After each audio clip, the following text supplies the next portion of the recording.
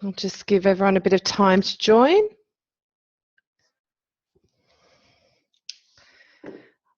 Jasmine, welcome. Marcus, hi Marcus, how are you?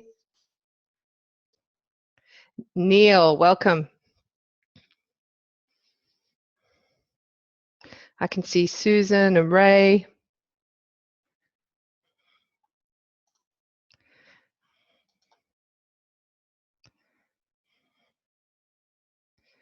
Just checking in the chat box.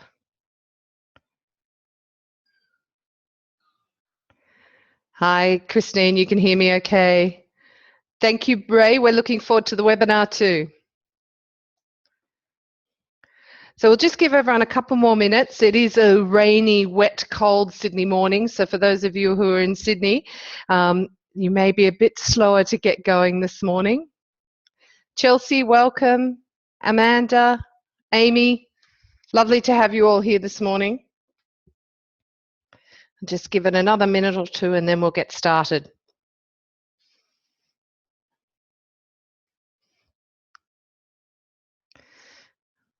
Julian, welcome. Good to see you here. Great. Well, it's 9:02, so we might kick off. There will be a few people that are joining us as they are able to log into the system. Often if you haven't used Zoom before, you've got to launch it, and that can take you a couple more minutes. So let's get started, and they can join us when they do, and we'll be very pleased to have them here. So just a couple of housekeeping items. I have muted everybody. You can unmute yourselves. The reason for that is to improve the quality of the recording, and also just to let you know that there is a chat box that will be active at the moment, and you're welcome to log into that and ask some questions, which I'll try and get to at the end. So I'll just check that everyone can hear me okay. I think that everybody is hearing me fine. So if you can just let me know that you can hear me, and then I will kick off. Great. I can see that that's going well. All good so far. Great. Thanks, Marcus. Okay, so let's get on with how to fire someone without getting sued. Good morning, everyone. We have lots of people joining us from all around the country, and we're going to get into it now. Today we're going to talk about a topic that I have to say, from all of my dealings with small business owners, makes them feel really uncomfortable, or makes many of them feel uncomfortable. It can be considered quite taboo. Even me calling this webinar how to fire someone, I've had people say, why would you use that word? But it does attract attention, and a lot of people use that term, and that's how they feel when it's being done to them, and also when sometimes they're doing that job. It can make some people actually feel physically sick, others feel very emotional, and others actually feel quite calm about it. But for many people, it can make you feel very nervous having this type of conversation. However, as a business owner, I strongly believe that this is an essential part of your skills inventory. You actually need to know how to do this, because if you haven't fired anyone yet, it's highly likely that you are going to have to at some point. And it is possible to do this legally, professionally, and even sensitively at times. And now, just by way of a bit of an example, if you use the average current salary in Australia at the moment, which is about $60,000 per annum, including superannuation, and say you pay yourself about $50 an hour, and you unfairly dismiss someone, which we're going to go through today, you may find yourself paying costs and fines in the vicinity of about $49,700. So you do need to learn how to do this, and you do need to get better at it. So who am I? My name is Natasha Hawker. I'm the founder and director of Employee Matters. We are an employee relations company, and I'm an employee expert. I specialise in helping small businesses, the ones who I'm really passionate about, create exceptional business performance through their employees. Think employment contracts, policies, recruitment and terminations. At Employee Matters, we're great at helping small business owners who have limited time and money hire great people, but just as importantly, fire non-performers. I've been working in this field consistently for about 23 years now, I hate to say, both nationally and internationally, including 12 years at Accenture, one of the top global management consulting firms. And I'm routinely featured in the Sydney Morning Herald, Startup Smart, and I'm a regular writer for Flying Solo and also Her Business. I've been nominated for Telstra Businesswoman of the Year, and I have hired, managed, and fired over 15,000 employees over my career. I truly believe that small business owners are the hardest working Australians that there are at the moment.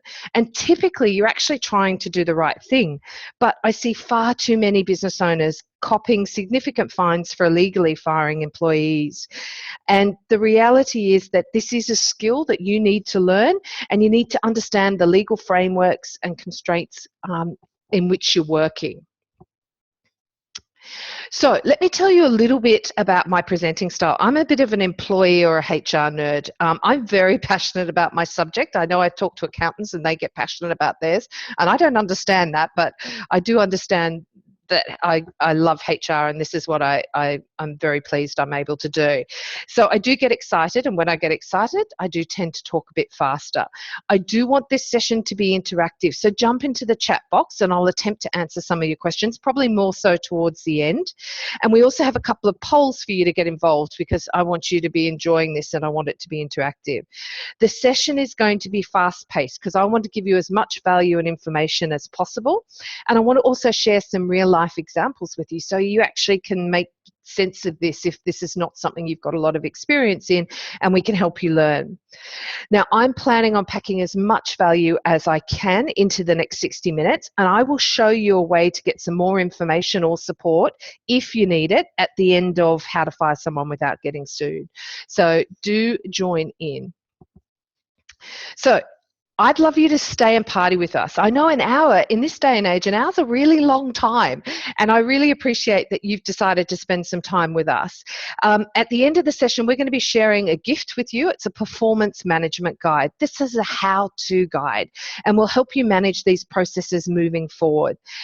So what I would love to know is where you're all from, and we're going to give a prize out for the person who's travelled the furthest for us today. I'm sitting in Sydney, so the prize will be a performance improvement plan to help you document and these discussions basically legally. So what I'd love you all to do is just pop into the chat box where you're from, and we will see if we can find out who's travelled the furthest.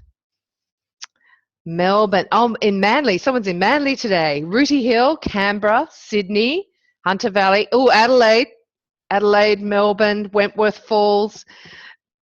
I'm putting my money on Adelaide at the moment. Oh, Perth, Jasmine. That's going to be hard to beat, I would imagine.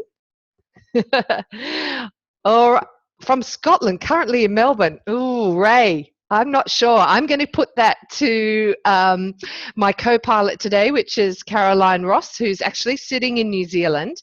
And Caroline can work out whether we go for our Perth entry or our Scotland entry, and she can make sure that you get your prize. So thanks for throwing that in the chat box for me, guys. Now, I'm going to share some really good stuff with you today, which could potentially save you literally thousands of dollars. So do make the most of the time investment. And if I could suggest that you turn off your mobile phones or an email, grab a pen and take some notes, and just grab a cup of tea and make yourself comfortable.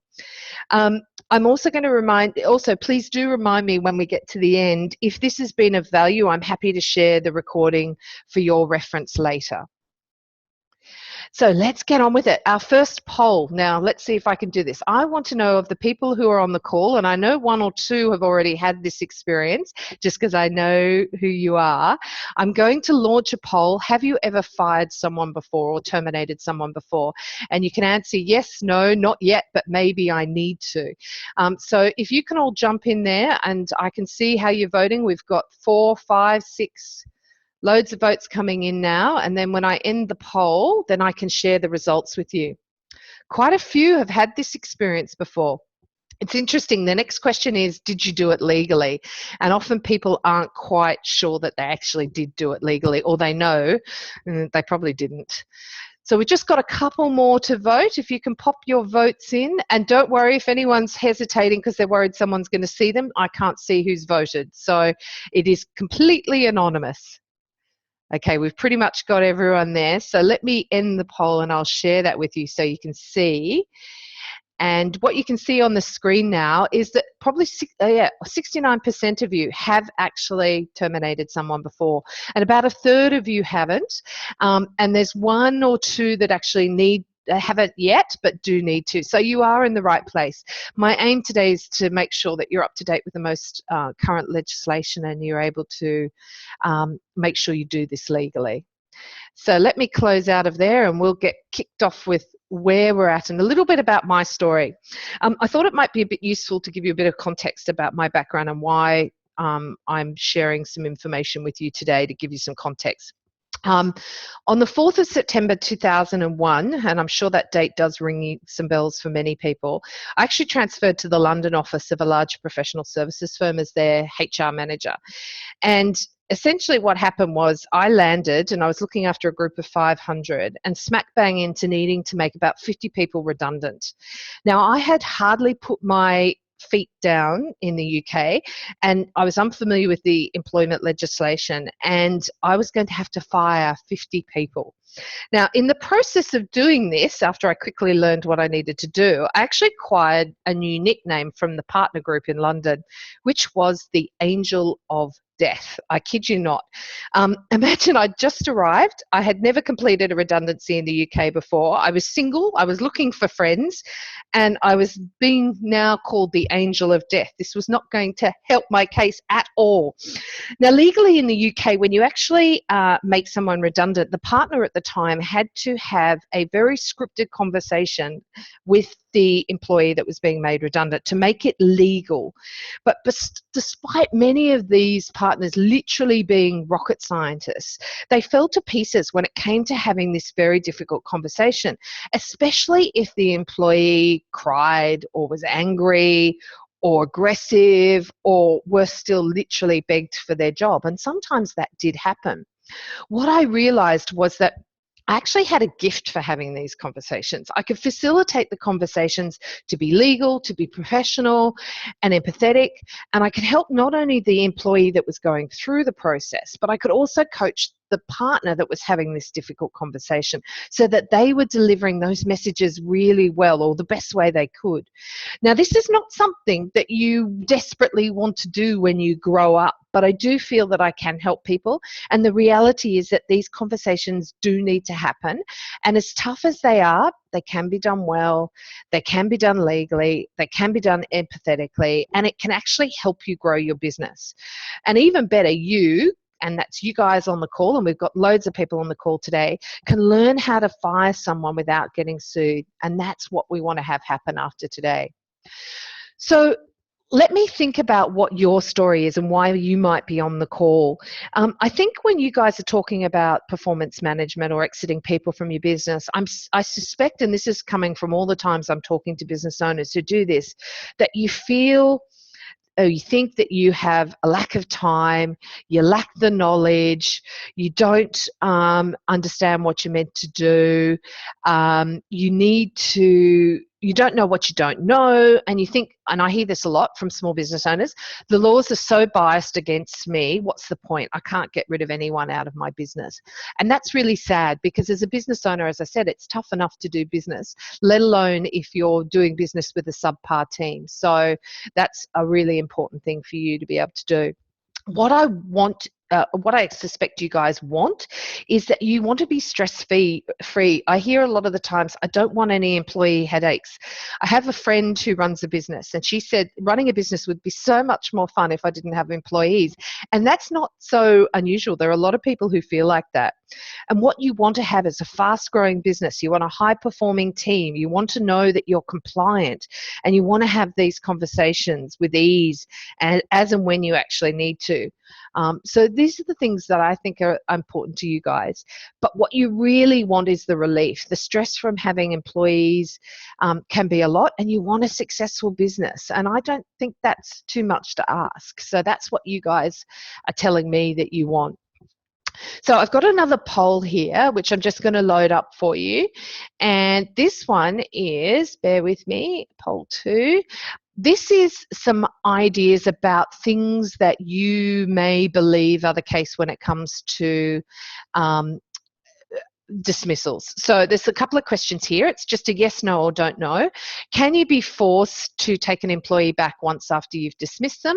Do you need to give 3 warnings before a dismissal? Do you need to keep employee records after someone has left? And then the last question is here, can you be ordered to pay compensation to the employee if they've been unfairly dismissed? And I can see a number of you have voted. We're getting close to halfway. Good. This is great. These results. We're over halfway now. The rest of you can vote. That would be fantastic.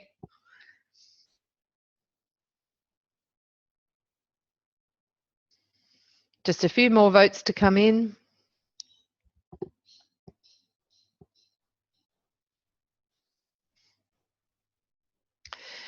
Wonderful. That's pretty much everybody. Okay, so if we show you the results here, can you be forced to take an employee back? You absolutely can. And that is actually the preference of Fair Work at the moment. So reinstatement can be horrifying for some business owners, and it can actually happen. It can sometimes be deemed worse than actually having to pay out more money.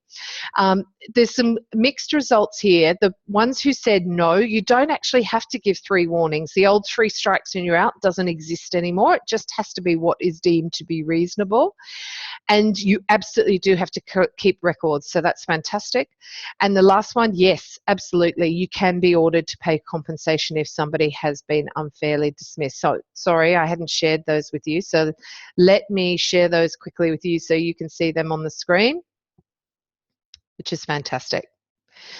Okay, moving swiftly on so we can get through all of this content. So what are the issues here? Mostly people are scared of getting sued because you've heard about the increasing numbers of SMEs having to front up to Fair Work. And you're right to be worried. Proportionately, SMEs have the highest number of attendances at the Fair Work Commission, much greater numbers than large corporates do. And that makes sense if you think about it, because there were over 3,500 cases for unfair dismissal lodged in the first quarter of this year, and over 57% of those were deemed to be illegal terminations. But in big business, you've got a HR department, you've often got access to legal support, and SMEs don't have that. The second thing here is that often when we get called into a client, it's often to assist a business owner who has either needs to complete a conversation around redundancy or assist with the case management of non-performing employee. What really upsets me is that often when we ask them, and I do use the name George, so my apologies if there are any Georges on the call, but we often say, how long has George not been performing? And frequently we get the response, for about 5 years. Now, just imagine the loss of productivity that this has cost the business, not only from George, but also from other employees who are frustrated because they see what George gets away with. And also, so there's a major impact on team morale as a part of that, but it also impacts their view of you as the business leader. Large corporates can afford non-performers. It's not great in large corporates either, but they can afford them. But SMEs cannot. You cannot afford them. If you've got 10 in your workplace and one of them's not performing, that's 10% of your workplace, and that's going to affect your productivity fairly significantly. As you saw at the beginning of the webinar, there are still many people who have the view that it's still 3 strikes and you're out, and that's no longer the case. And the thing that I often say to SMEs is the reason why you want to fire someone is actually very valid, and they use a reasonableness test. So if you ask 10 people on the street, is it reasonable for me to terminate someone on these grounds, and 9 out of 10 people said yes it was, then that would pass the reasonableness test. The issue is that you don't follow the correct process, and so that's what happens, and that's when you come unstuck. And then unfortunately ignorance is not a defense, and that's great you guys are here to try and make sure that you do know what's the latest and greatest. Essentially, you're frightened of getting sued and you're having to pay out large dollars. And let's face it, if you agree that the average salary is $60,000 and you get the full whack, which is 6 months' pay, then that's $30,000 payout at the top end of the range as a penalty. And not many small businesses or even mid businesses want to be paying that out. And I think the other comment I'd make there, and part of the reason why I'd encourage you to get your head around this, is that Fair Work are losing their patience. So Fair Work Act came in on the 1st of January 2001. It's now been in over, 2010. It's now been in over 6 years. And they were very lenient at the beginning, but they've now decided, come on guys, you need to get your heads around this stuff. So most people don't want to get sued, and who does? But let's face it, going to Fair Work is time consuming, it can be expensive, and it's not good PR. Let's just think about the recent 7-Eleven case where Fair Work slammed 7-Eleven franchisees because they deliberately falsified records. I mean, the reports that basically they may have to pay up to $100 million in unpaid wages to thousands of past and present employees. Basically, they failed to keep proper records, and they had a complete disregard for minimum wages. And it even gets worse. What happened was, after they were pinged by Fair Work and told to repay, they actually repaid their employees and then made their employees pay them back the portion of that they had been repaid in cash. So completely dodgy and very upsetting for those individuals. You essentially want to be empowered. Last week I spoke to a potential client who was considering taking on a first employee, and she wanted this employee to come on and help her free up and grow her business. But she said all the employee relations stuff that she needed to do made her feel sick. So information is power, and you can terminate non-performers and you can make people redundant if you need to once you know how to do it. So make sure you actually do stuff here. Don't sit back and wait for something else to happen or for George to eventually resign.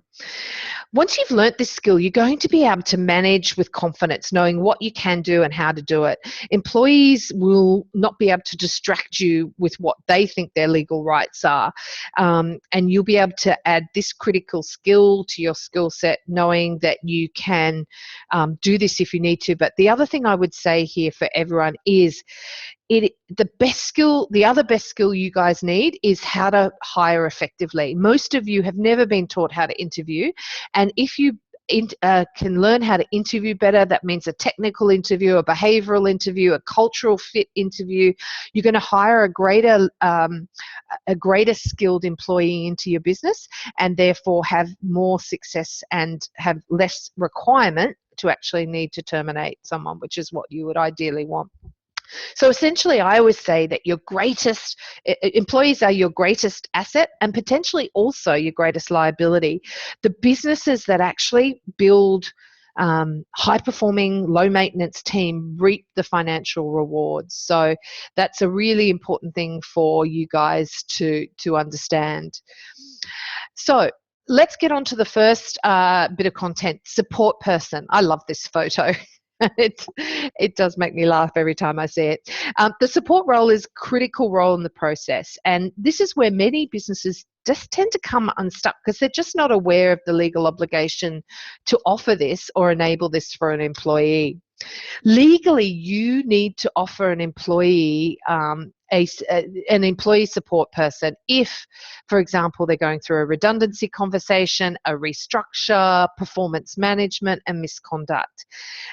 This is because having these conversations is not only difficult for you on your side of the table, but believe me, and I have been on both sides of the table, they're difficult for the employee as well. They often feel like they've been ambushed. They have no understanding of why they're coming to a meeting, only that it's probably not likely to be good news. And this allows you to meet the test, the unfair dismissal test, as in, was the dismissal harsh, just, or unreasonable? That's the test they use. And this meets the harsh test because you're effectively, by offering the support, you're providing some support for that individuals. Employees are highly likely to be emotional, and they can't necessarily recall in any detail or take in what you're telling them because they're often in shock. So the support person can assist here. What happens if the employee says, I don't want to have a support person in the room? Well, I would try and find out what the reason for that is. Is it because they don't have anyone available at that particular time when you've called the meeting? If that's the case, then I would suggest that you reschedule the meeting for a more suitable time.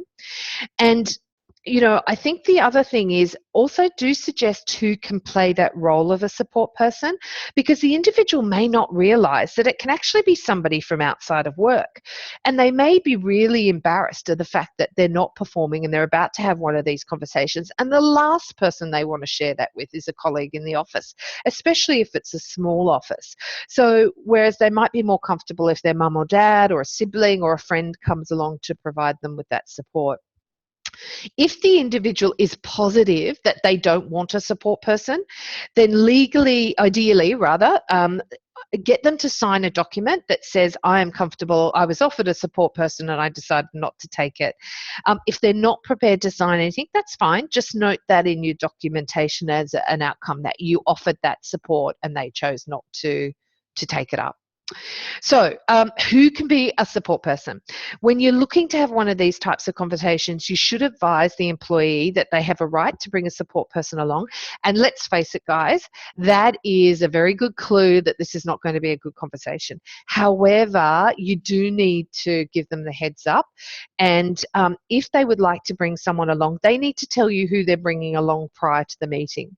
So a support person could be a work colleague, a friend, a relative, a union rep, or even a lawyer. And I've just noticed my typo there, so apologies for that. But essentially, I would prefer, in your cases, for the union rep and the lawyer not to be there, but they are able to be brought along. And at the beginning of the meeting, it's really important that you actually explain the role of a support person. It's highly likely that person has never played that role before, and just to make it very clear, the support person can provide emotional support to that individual. They take notes during the meeting. They assist in the discussion, especially if the employee is from a non-English background. The other thing that they will probably do is debrief with the individual after they've left the meeting to say, remember they said this, or no, that wasn't quite how they said that. So they can provide that clarification. They cannot, though, advocate on behalf of the employee. They can't voice their own opinions, and they can't answer questions on behalf of the employee. They can, however, provide explanations for that employee, and they can make they can't make submissions for that employee.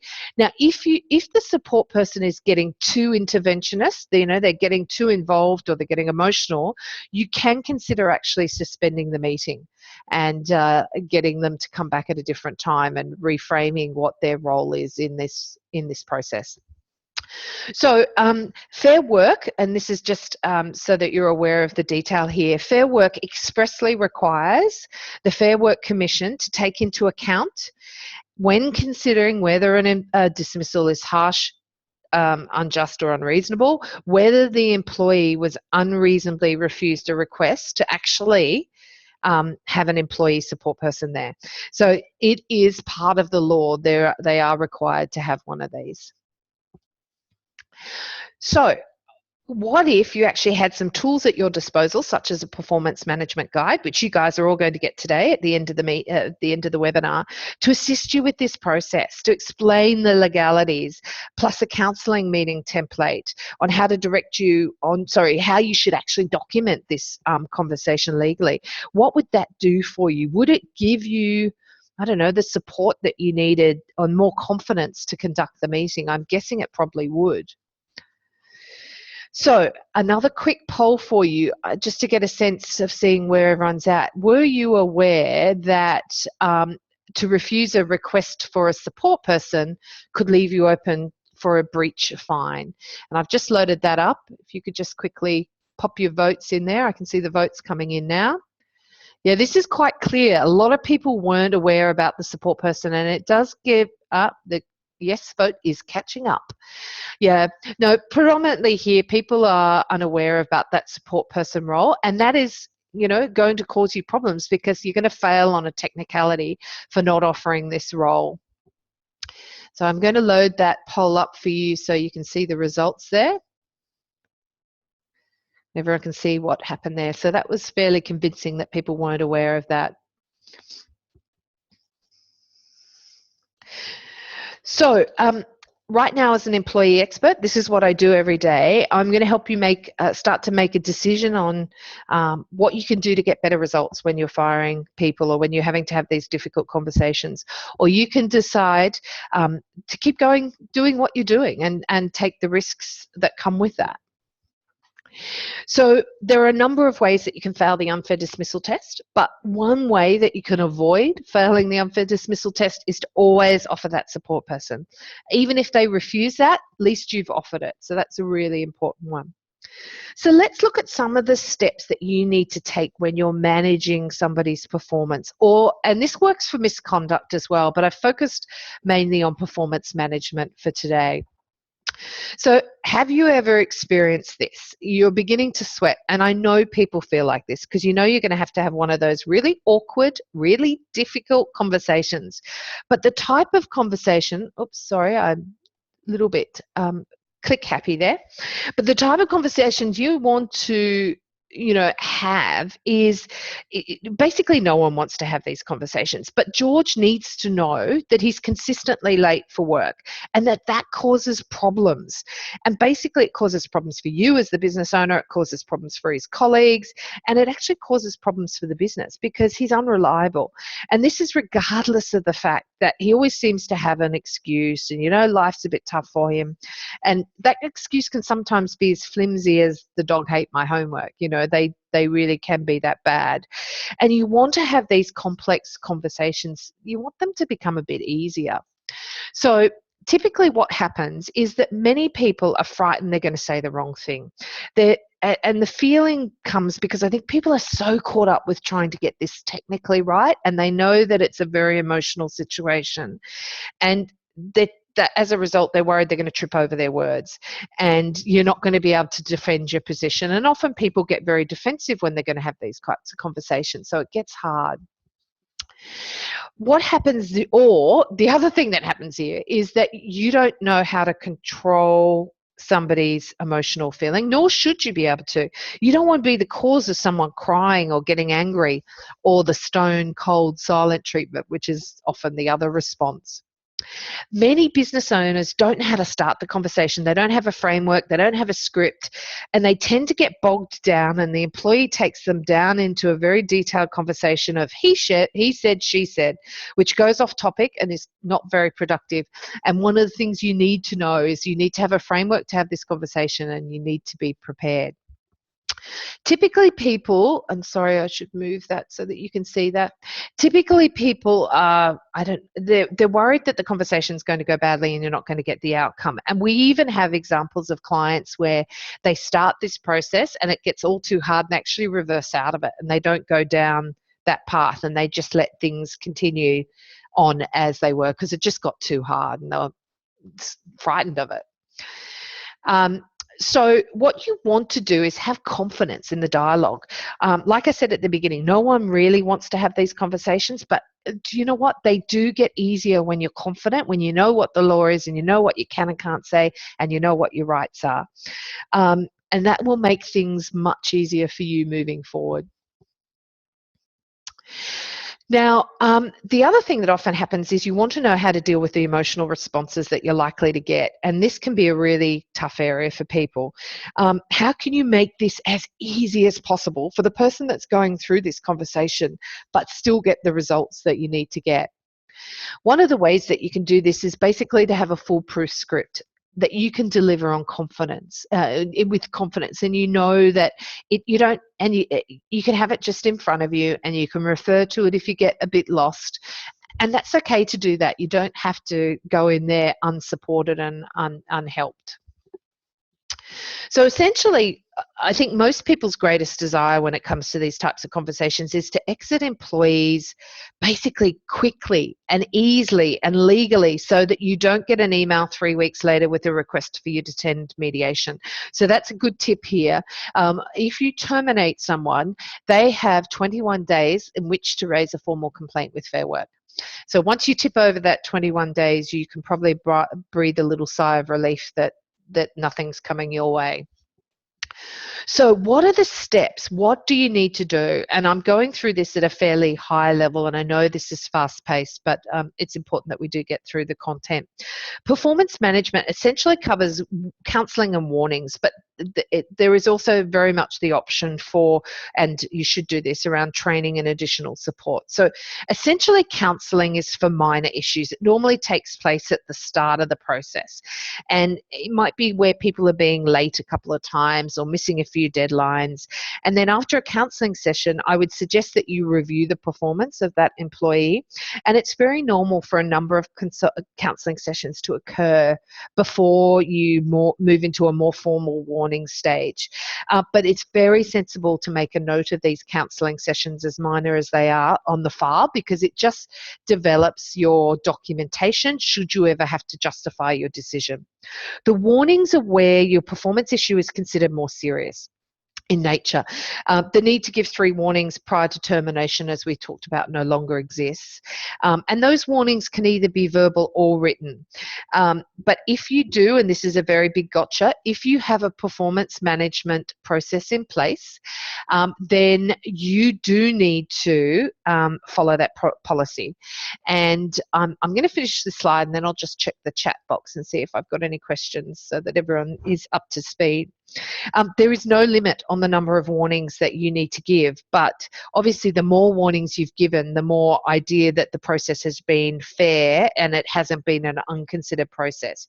But it is absolutely imperative, and I cannot stress this enough, that prior to what could be the termination meeting, if you think you're going to terminate someone, the employee must be in no doubt of the seriousness of the situation and that the termination could be an outcome. And I often script it for my clients along the lines of, George, please know when we meet on the 5th of July, if your performance hasn't reached the following levels, your role is at risk of termination. So he's under no illusion that we're at the pointy end of the process.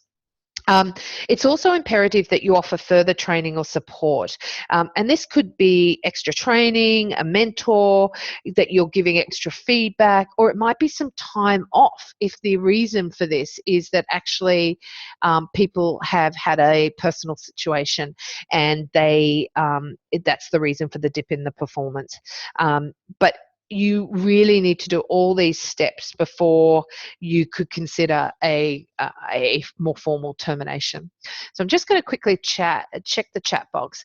So I've got a question from Lisa. You're saying here that a regular performance conversation like annual appraisal requires you to offer a support person. Great question, Lisa. No, this is only when it's a performance-related conversation, as in you're moving into your performance is not meeting the required levels. That's different to a performance appraisal. Typically in a performance appraisal situation, you might discover that there are some issues there, and then as a result of that performance appraisal, then you might move them into performance management. So I hope that answers your question. So let's talk about the next steps in the conversation. So there's a couple of things you need to do. You need to explain at the beginning of the meeting the purpose of the meeting, the roles of each person. So your note taker, and it's really important to have a note taker there unless you've been interviewing for many years like I have, and you can take notes and direct a conversation at the same time. But it's really a good idea to have a support person there documenting that, and then at the end of that, let the individual see the notes from that meeting and sign off on those. Explain the support person role and clarify any questions or understanding so that you can make sure that everyone's clear about the process. Walk through each of the performance issues and give the employee a chance to actually respond to what you said. So where appropriate, you need to provide evidence. So you might say something along the lines of, here's the evidence. You have broken so many things. I'm a bit clumsy, so that would probably be my issue. Or your sales results aren't high enough, or you're not taking enough calls on a contact center desk. And ask the employee whether there's anything that they can actually think of that would assist them to improve their performance, and consider all of these requests, and then confirm what's possible back to them, and then also offer other suggestions that might help them. You should explain the level of performance required, and then at the end summarize all of the details. I always encourage people to actually review and reflect on what you've done in these conversations, because you will learn and you will get better at it. And ask for feedback. If there's other people, if your note taker's there, maybe ask your note taker what you could have done better. So dealing with the emotion. The one thing I would say here is to expect the unexpected. Some employees will cry, some will be angry, some will actually leap for joy. I had a person in that London experience that she literally leapt out of the seat in joy, and she was thrilled to bits, and I couldn't understand why. And she basically said she had been unhappy in her role for some time. She had been preparing to resign and was planning on doing her MBA, and we had just paid for it. So, that can be one extent of the reaction, but often people are very emotional about it. So make sure you have some tissues discreetly placed and remain calm. Give people a couple of moments to gather themselves. And if it's really, really tough going, then make sure you give them a break to allow them time to regroup and then look to continue. So quick case study, we had a client who was going to make an employee redundant due to a downturn in revenue. She wasn't making as much money and the business just wasn't performing. This employee was likely to be litigious, that was the expectation, and the boss and the employee had actually been good mates and had even been to each other's weddings. And our client was really quite scared and very nervous about having this conversation.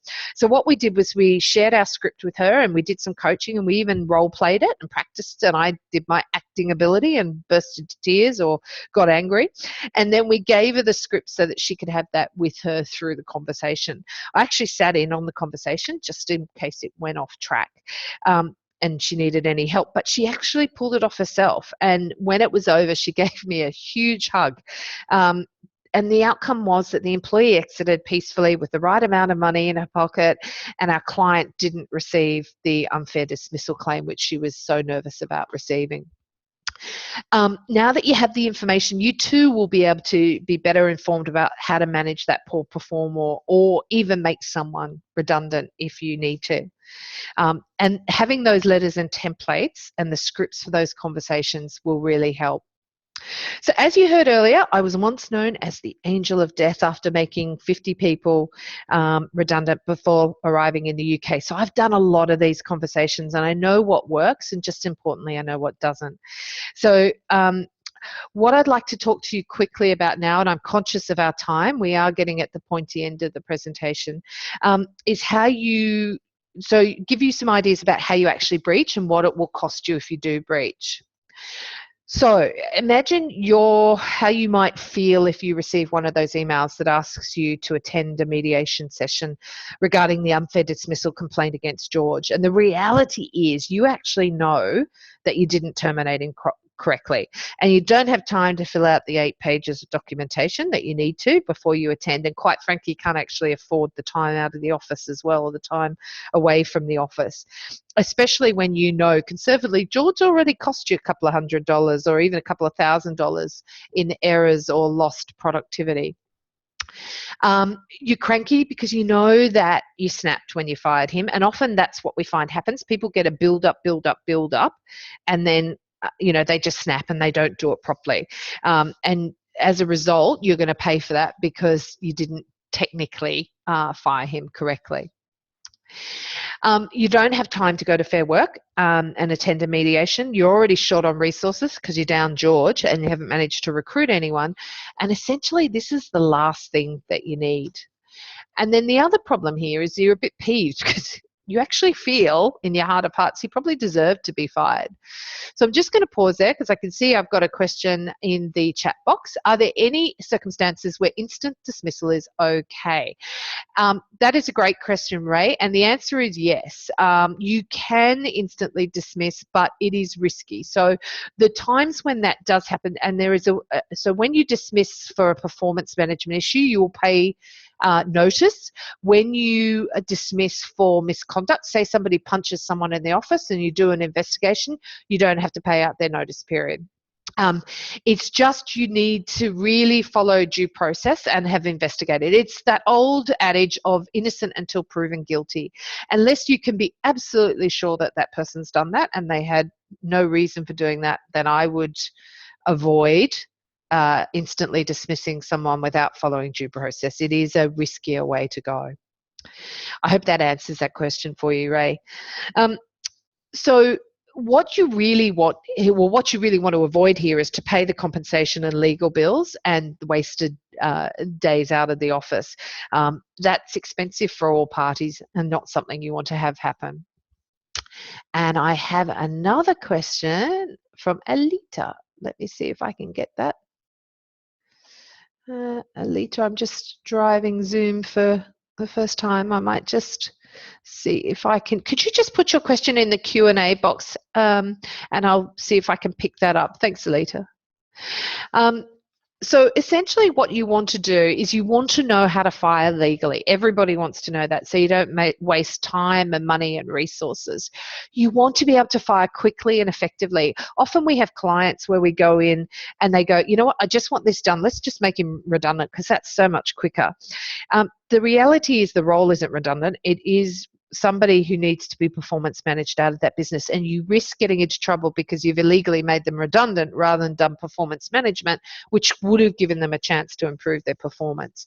It is a risky approach, and it's usually more expensive because if you have over 15 employees and if they have more than a good couple of years service, then it's going to cost you to exit them. And the other thing is here, you can't replace that role until 12 months' time because it was a redundant position.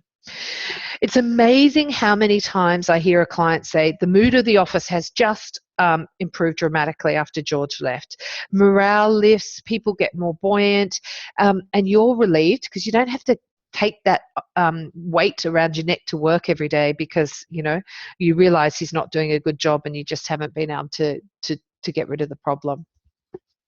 So often what happens here is people fear paying out compensation and legal bills, and there's a frustration that running business is just hard enough without having to do all of this other stuff.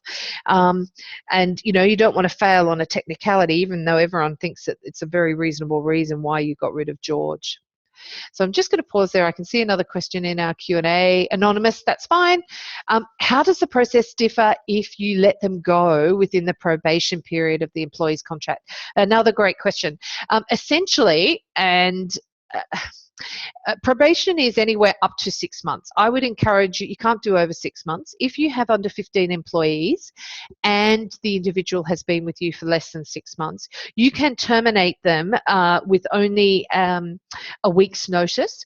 And the reality is you could terminate them appallingly badly because they can't take you for unfair dismissal because they haven't been with you for long enough. However, and this is a really big however, I would encourage you not to do that. The reason being is this is your practice. If you are able to exit somebody well who's on probation, imagine when you actually have to do it for real, you're going to have got much better at it.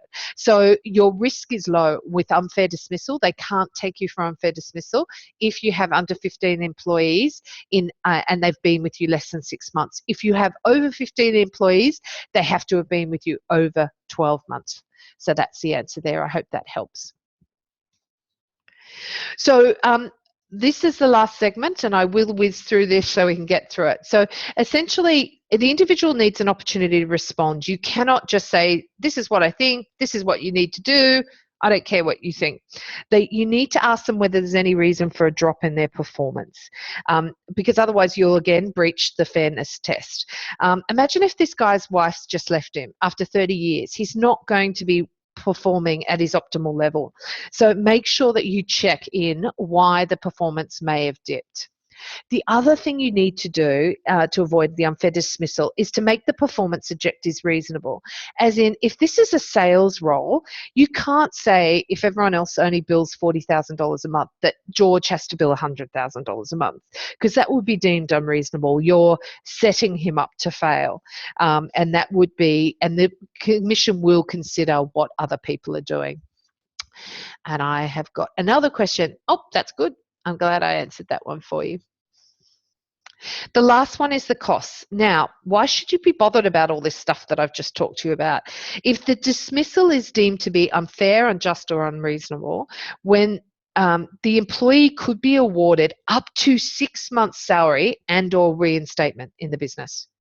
Now, Fair Work has a strong preference for reinstatement where the relationship is not damaged beyond repair, and the payout will be determined by the number of breaches and the likelihood of that individual finding alternative work. An example being, if the individual's over 45 and he's been with you for 15 years, he may find it tough to get another job, and they are going to get more likely either reinstated back into your business or get a higher payout.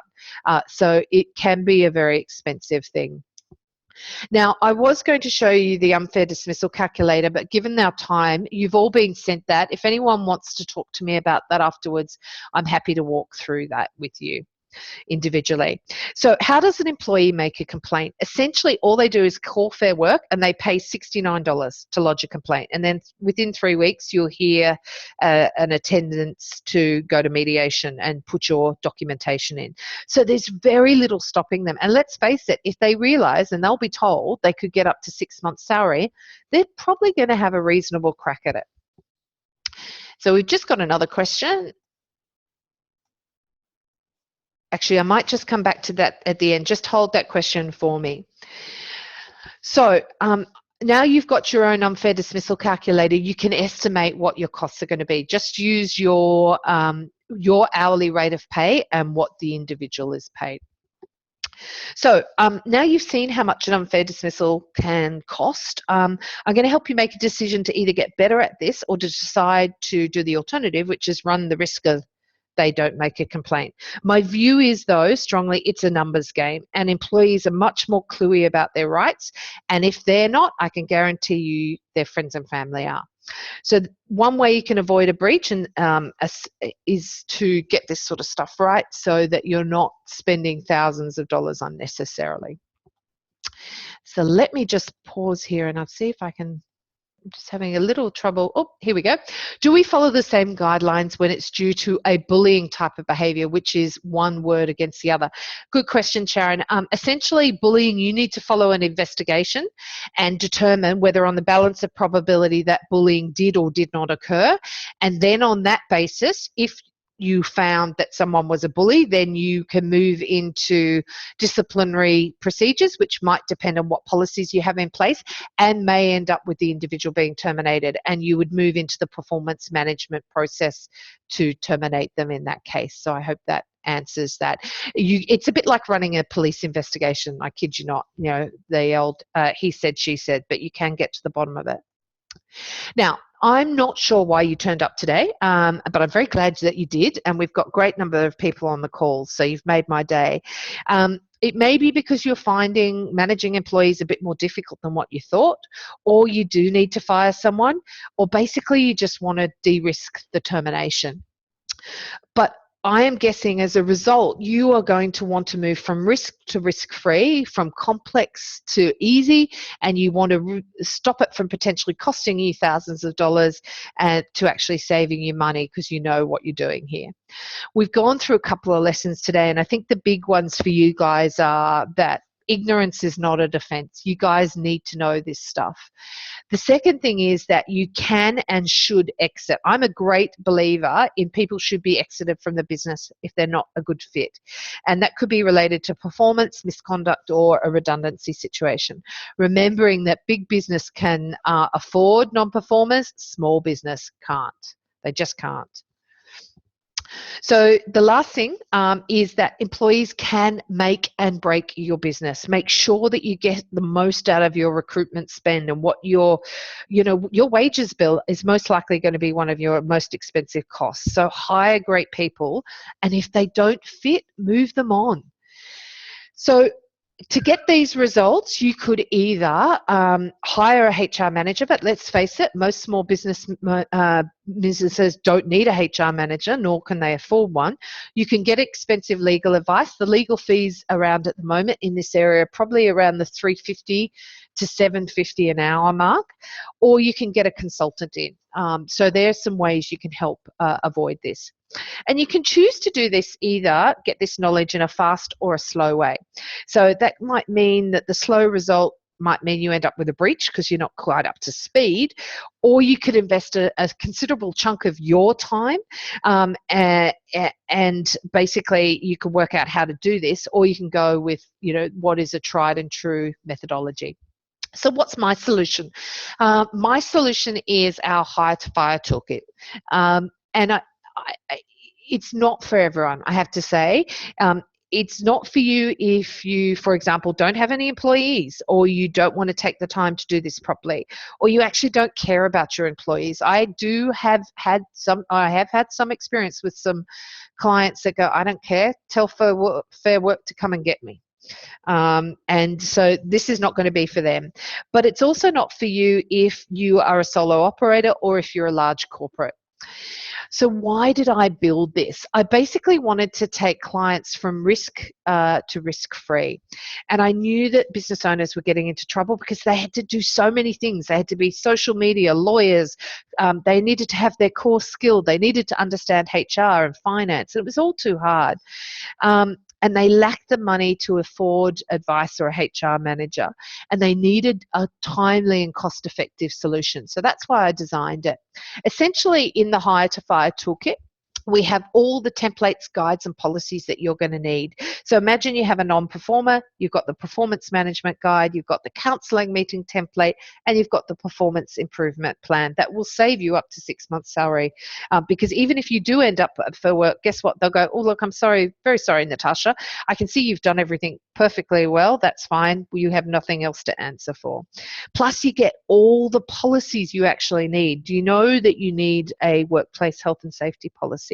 And there are over 20 for you to download. We have weekly webinars to help you learn and get help when you need it. So 1 week is Ask an Employee Expert. So you literally just jump on a webinar like this and say, Helen, Natasha, this is my problem. What do I do? Can you help me fix it? So you can get access to someone who's got 20 plus years of experience.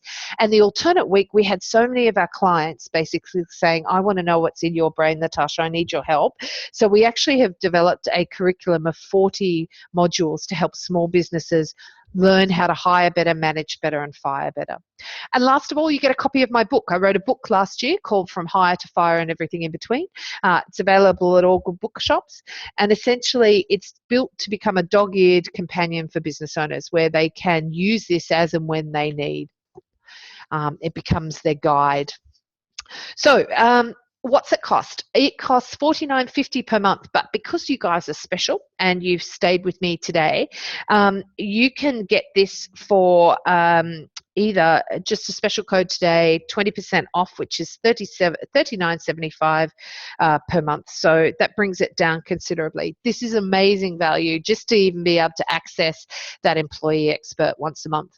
But what's the guarantee? If you log into this and you buy it and you go, I'm not getting any value from this, and I don't think that would be the case, because just being able to access an employee expert every week is worth $50 in my view a month.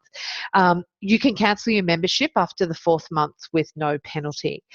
So you basically spend $198 and you got all the content. But the deal is only for today. It will be off by tomorrow morning, and the product, you can still buy the product after that, but it reverts to its normal price of $49.50.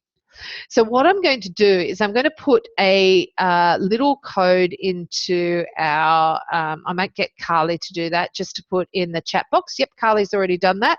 You can just log on here, and we can actually see you logging on if you want to do that. Essentially, just load onto that and you get your credit card out, you put your credit card details in, and you can instantly download whatever you need. You can pop your logo on them, and it's designed to make it as easy as possible. So just pop in that voucher code, save me 20%, and you can get that discounted for you today. So I can see when people are logging in and getting that, and if you've got any questions and you want to speak to me, by all means do contact me and be happy to talk to you about it.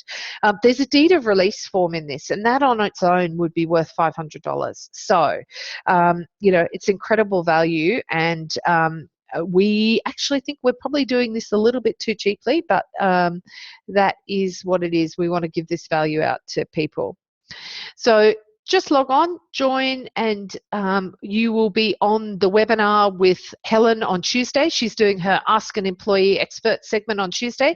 So you'll be able to log in and ask her any question live. It's a meeting Zoom, and so you'll be able to build a relationship with her or the rest of the team over the time, so they get to know your business, and that will make it nice and easy for you. So I can see some people are joining, and I'm also conscious we're right on our time of 10 o'clock, and I'm very grateful that you guys have stayed around. Carly is going to put your performance management guide in the chat box, and I would love your feedback. Has this been helpful? Would you recommend other people to attend something like this? I'd be really keen to get your feedback, and I thank you very much for joining us. Can you confirm the 3975 complete all the policy and document templates? Absolutely, Michael. You get the whole lot, and you just download it. There are over 120 documents on there. Now, you're not necessarily going to need 120 documents, and it's laid out very easily, but you can access all of that as and when you need it. So, for example, in policy, there's everything from a dress code to a sexual harassment and bullying one, which you absolutely need. There is the workplace health and safety, which is mandatory. And I have to say, workplace health and safety is the only one you can do jail time for. So you need to get that right in your business. So on that, I can see some people logging in now. So thank you very much. The last thing for me to do is to thank you all for your time today. I do hope you got some value out of this session. If you would like to keep in touch, do register for our newsletter where we share some great tips and also some free content. If you buy the toolkit, you already get the newsletter, and we send you regular updates of changes in legislation, so you can be aware of that. Unless I've got any other questions, great, Michael, I'm glad you enjoyed the webinar. Thank you for that. That's fantastic. We've had a great time. Thank you, Lisa. I'm glad you enjoyed it. You're ready to hire your first employee. Fantastic. I'm really keen to hear that. Matt's missed the voucher code. I will get that resent to you. Carly will do that for you. Ray, I'm glad you enjoyed it. Marcus, thank you. It was lovely to see your name up on here. Great. Glad you enjoyed it, Sarah. And as I said, please do connect with us on social media. I'm very active on social media and happy to see if I can help anyone. Christine, thank you. I hope you enjoyed it. Jasmine, I'm glad you enjoyed it. So everyone, I think that's it. Have a wonderful day. Stay warm, and remember, your employees really do matter.